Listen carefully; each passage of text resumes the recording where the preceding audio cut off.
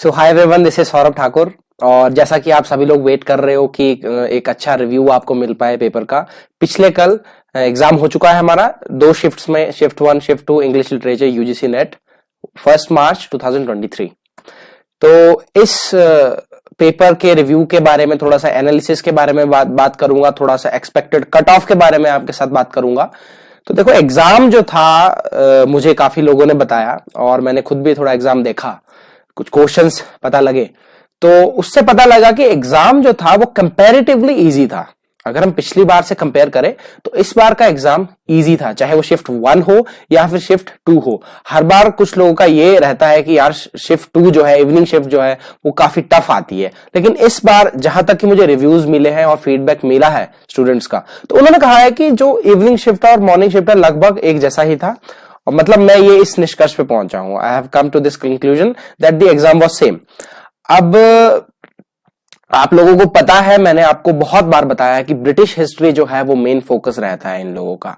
अब जो हो गया है, मेजर वर्क से कम क्वेश्चंस आया करते थे, मैंने कहा भी था कि उसको थोड़ा सा कम फॉलो करें। जो लोग मुझसे गाइडेंस मांगते हैं, मैं उन्हें सारी चीजें अच्छे से समझाता हूं। और ब्रिटिश हिस्ट्री में मैंने कहा था कि मेन फोकस करना, भी 7 दिन पहले जिस दिन एग्जाम डेट अनाउंस हुई थी उस दिन में मैंने आपको एक वीडियो बना के कहा था कि हमारी स्ट्रेटेजी क्या होनी चाहिए। तो उसमें मैंने कहा था कि स्ट्रेटेजी जो है, सबसे पहले आप ब्रिटिश हिस्ट्री पे फोकस करिए, कौन सा बुक किसने लिखा है और कौन सी डेट में लिखा है, उसकी क्रोनोलॉजी और राइटर्स की क्रोनोलॉजी भी आ सकती है, ये भी बताया था। और ऐसा ही हुआ, इवन बुक्स की क्रोनोलॉजी और इवन क्वेश्चंस ऐसे भी थे कि सीधा बुक दी है और उसका पूछा है कि इसका पब्लिशिंग ईयर आप बताइए। तो आप एक हिसाब से, अगर आपने वही चीज मेजरली वो चीज फोकस की है, तो आपके लिए ऑब्वियसली एग्जाम इजी होगा। दूसरी चीज मैंने कहा था लिटरेरी थियरी एंड क्रिटिसिज्म पे फोकस करना, उसमें से भी आपको बहुत सारे क्वेश्चंस देखने को मिले। कल्चरल स्टडीज एज वेल, जो मैंने आपको नोट्स प्रोवाइड करवाए हैं, उसमें से काफी लोगों का मुझे फीडबैक आया कि सर आपके नोट्स में से काफी कुछ आया था। तो मैं ये नहीं कह रहा कि सिर्फ मेरे स्टूडेंट्स ही इस एग्जाम को पास कर सकते हैं, अगर बाकी लोगों ने भी वो सेम चीज पढ़ी होगी तो ऑब्वियसली उन्हें भी उसका फायदा मिला होगा। तो कल्चरल स्टडीज के जो मैं नोट्स आपको देता हूं, 20-25 पेजेस के नोट्स है, तो उसमें से 4-5 क्वेश्चन आए थे, 4 या 5 क्वेश्चन उसमें से आए थे। और लिटरेरी थियरी के जो मैं आपको नोट्स प्रोवाइड करता हूं, उसमें से भी लगभग 20-30 क्वेश्चंस थे। तो मतलब half of the paper was from literary theory, British history, criticism and cultural studies. सिर्फ वर्ल्ड लिटरेचर को आप साइड रख लीजिए, ठीक है। लैंग्वेज से भी क्वेश्चंस थे, लेकिन फिर भी जो आधा जो क्वेश्चन पेपर था वो लगभग उसी से था जो कि टॉपिक्स में आपको पढ़ाता भी हूं, यूट्यूब पे लेक्चर्स भी देता हूं। Theory and criticism and cultural studies के भी मेरी पूरी लेक्चर सीरीज है, आप प्लेलिस्ट में जाकर चेक कर सकते हो। और अगर आपको नोट्स बाय करना है, क्योंकि जून अभी दूर नहीं है, ठीक है, तो नोट्स का लिंक आपको डिस्क्रिप्शन में मिल जाएगा and also in the comment section, वहां पे पिन किया हुआ मिल जाएगा। वापिस आते हैं पेपर पे।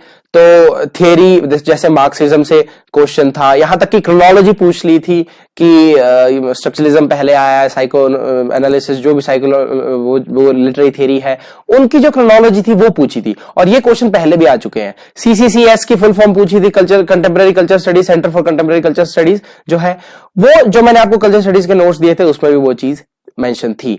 और ऐसे ऐसे क्वेश्चंस, अगर मैं पेपर 1 की बात करूं तो फर्स्ट शिफ्ट में डीआई जो था वो काफी इजी था, और इस बार ऐसा नहीं है, हर पोर्शन से क्वेश्चंस आए थे।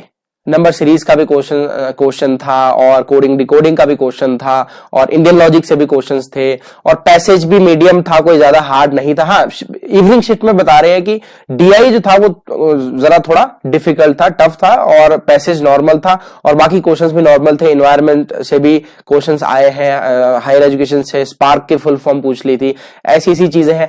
तो लगभग जब भी एग्जाम होता है ना, तो उसका पैटर्न लगभग सेम ही होता है, मॉर्निंग हो या इवनिंग हो। तो इस बार थोड़ा सा मैं कहूंगा कि स्टैंडर्ड कम हो गया है। हाँ, जिन बच्चों से क्रैमिंग नहीं हो पाती है, पब्लिशिंग ईयर्स की क्रैमिंग नहीं हो पाती है, पब्लिशिंग ईयर से मुझे याद आया, मैं जो आपको मेजर वर्क्स की लिस्ट प्रोवाइड करवाता हूं, उसमें भी मैंने सारे वर्क्स की क्रोनोलॉजिकली उसमें आपको पब्लिशिंग ईयर्स साथ में दिए हुए हैं।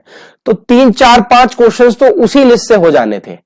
सिर्फ वो 10-15 पेज की लिस्ट थी, उस लिस्ट के वर्क्स, राइटर और उनके पब्लिशिंग ईयर्स भी आप याद करके अगर गए होंगे तो आपके 4-5 क्वेश्चंस वहां से ठीक हो गए। 20-25 पेज के आपने कल्चर स्टडीज के नोट्स पढ़ लिए होंगे तो 4-5 क्वेश्चंस वहां से ठीक हो गए। रेमन विलियम से इतने सारे क्वेश्चंस आए थे ना, रोलाबाद से इतने सारे क्वेश्चंस आए थे, उनकी बुक्स पूछी थी, प्लेजर टेक्स्ट जो है वो पूछा था। तो उसके ईयर्स पूछे थे। तो मतलब मुझे नहीं लगता कि ये एग्जाम कोई खास डिफिकल्ट था, इजी मैं कहूंगा इस एग्जाम को। और अगर मैं कट ऑफ की बात करूं, फिलहाल अभी तो आंसर की हमारे पास आई नहीं है, और जब आएगी तो मैं एक और वीडियो बनाऊंगा ताकि एक अच्छे से एक्सपेक्टेड कट ऑफ का पता हम लगा पाए। तो फिलहाल के लिए देखो, देयर आर टू फैक्टर्स जिससे कि कट ऑफ जो है ऊपर जा सकती है। पिछली बार के पेपर को तो मैं कंसीडर करता ही नहीं हूं, क्योंकि पिछली बार का जो पेपर था उस टाइम 20-20 क्वेश्चंस, 22-22 क्वेश्चंस ड्रॉप हो रहे हैं, लोगों के 15-15 क्वेश्चंस इंक्रीज हो रहे हैं। तो उस वाली कट ऑफ को तो मैं साइड में रखता हूं, वो तो एक ब्लैक डेथ था एक हिसाब से हमारे इंग्लिश लिटरेचर की जो हिस्ट्री में, उसका हम नहीं लगाएंगे आंकड़ा। लेकिन हाँ, उससे जो पहले एग्जाम हुए उस हिसाब से अगर मैं कट ऑफ की बात करूं, तो इस बार मुझे ऐसा लगता है कि जनरल में जेआरएफ जो है 60 क्रॉस कर जाएगा। पिछली बार भी 60 क्रॉस किया है, लेकिन पिछली बार का हमें नहीं लेना है। इस बार अगर ज्यादा क्वेश्चंस ड्रॉप नहीं होते हैं, क्योंकि ड्रॉप क्वेश्चन होंगे तो भी जो कट ऑफ है उसमें फर्क पड़ता है, तो अगर इस बार ज्यादा क्वेश्चन ड्रॉप नहीं होते, 2-3 क्वेश्चन ड्रॉप होते हैं, तो मुझे ऐसा लगता है कि 64-65 तक जेआरएफ की कट ऑफ जा सकती है। ठीक है, क्यों? क्योंकि एग्जाम इजी था। और अगर नेट की बात करूं जनरल का, तो 55 पे आपका नेट हो सकता है। इतना ही आप माइनस कर लो, जो बाकी कैटेगरीज है यानी 48-49 पे ओबीसी ईडब्ल्यूएस का भी 50 के आसपास नेट हो सकता है, और एससी का भी 45 के आसपास, 46 के आसपास, 45 के आसपास हो सकता है।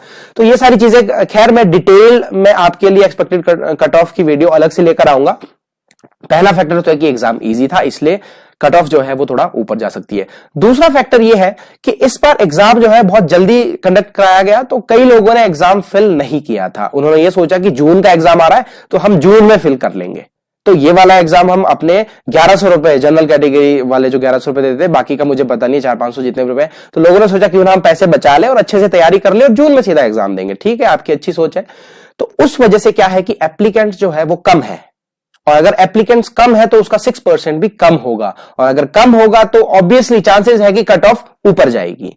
तो इस बार ज्यादा खुश नहीं होना है, क्योंकि एग्जाम सभी का अच्छा हुआ। जिसने भी मुझे कहा तो उन्होंने कहा सर इस बार का एग्जाम ऐसा था कि लग रहा था कि यार अपनी रेंज का है, पढ़ा हुआ आ रहा है। ठीक है, तो अगर आपको नोट्स लेने हैं तो आप ले सकते हो, और जेन्युइन प्राइस पे बड़े एक्सपीरियंस बेस्ड मैंने नोट्स बनाए हैं, खुद अच्छे से बनाए हैं। इसीलिए मैं लिटरेरी थियरी में भी क्रोनोलॉजिकली ही आपको थियरिस्ट के वर्क्स जो है क्रोनोलॉजिकली अरेंज करके देता हूं, ताकि आपको उसी तरीके से याद हो और वहां पे आप कर पाओ। मैचिंग के क्वेश्चन भी इजी थे, है ना, तो इतना घबराना नहीं है। कुछ क्वेश्चंस ऐसे होते हैं, जैसे असर्शन रीजन काफी आया था, और थोड़े से एनालिटिकल क्वेश्चंस होते हैं, थोड़े कंसेप्चुअल क्वेश्चंस होते हैं, उसमें थोड़ा सा रिस्क हो सकता है कि डिपेंड करता है जिस इंसान ने उन क्वेश्चंस को अच्छे से कर लिया, समझ लो उसके बल्ले बल्ले है। अब इजी क्वेश्चन तो सभी ने कर लेने हैं, इजी का मतलब है सभी के लिए इजी था, सभी के लिए इजी का मतलब है कि मेरिट ऊपर जाएगी। लेकिन जो इंसान उन क्वेश्चंस को, असर्शन रीजन है या फिर दूसरे टाइप के जो क्वेश्चंस है जो कि कॉम्प्लिकेटेड थे, काफी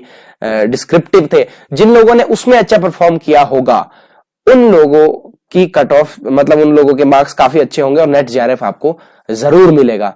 तो मेरे साथ आप जुड़े रहिए, ठीक है। और थोड़ा सा मैं बीमार भी हूं, तो कल मैं सोच रहा था कि वीडियो बनाऊं लेकिन नहीं बना पाया। आज थोड़ी सी हालत ठीक है, तो मैंने सोचा क्यों ना मैं बना दूं, क्योंकि काफी लोग कह भी रहते कि बनाओ, तो मुझे भी लगता है कि बनानी चाहिए। जितना मुझे नॉलेज एक्सपीरियंस है मैं आपके साथ शेयर करूं, मुझे भी अच्छा लगता है। आप मुझे इंस्टाग्राम पे भी फॉलो कर सकते हो, दाना मल्टीटास्कर, और एक मेरा व्लॉगिंग चैनल भी है, उसका लिंक भी आपको डिस्क्रिप्शन में मिल जाएगा, और नोट्स का लिंक भी आपको डिस्क्रिप्शन में मिल जाएगा। अभी भी वक्त है, अभी मार्च, अप्रैल, मई, सिर्फ 3 महीने हैं। अगर अभी से आप अगले एग्जाम के लिए प्रिपरेशन करते हो तो बहुत ही अच्छा होगा। 3 महीने वैसे कम होते हैं, बहुत कम होते हैं, तो अभी आप टाइम से नोट्स ले लो, जो भी आपको मटेरियल जहां से भी मिलता है वो ले लो, और अपनी तैयारी जून के लिए शुरू करो। क्योंकि नेट का सफर है, ये ऐसे नहीं रुकता है। इसमें कोई एक बार नहीं भी क्वालिफाई हुआ तो जिंदगी रुक नहीं जाती है, 5-6 महीने बाद फिर से एग्जाम आ जाता है, कोई बड़ा इशू है नहीं। कोई ऐसा एग्जाम तो है नहीं कि 3-4 साल बाद आएगा। तो अगर किसी का नहीं भी होता है, किसी का एग्जाम अच्छा नहीं हुआ है फिलहाल, तो आंसर की का वेट करो, उसी में आपको पता लगेगा कि आपके कैसे कितने नंबर बन रहे हैं ना। तो फिलहाल के लिए आज की वीडियो में इतना ही था। बाकी अगर आंसर की आती है तो उसके बाद में एक्सपेक्टेड कट ऑफ की अच्छे से पूरा कैटेगरी वाइज आपको सारी कट ऑफ बताऊंगा। और शायद मैं इतना ही था बोलने के लिए, अब कुछ भूल भी गया होगा तो पता नहीं। और ओवरऑल एग्जाम इजी था, ठीक है। ठीक है, ओके बाय। आप सभी लोगों को ऑल द बेस्ट। आप सभी लोगों का जेआरएफ हो, जिनका नेट हो चुका है उनका जेआरएफ हो, जिनका कुछ भी नहीं हुआ है उनका भी जेआरएफ हो, लेकिन अगर नेट पे हो जाता तो भी बहुत अच्छा है। तो ठीक है, okay bye, take care, all the best.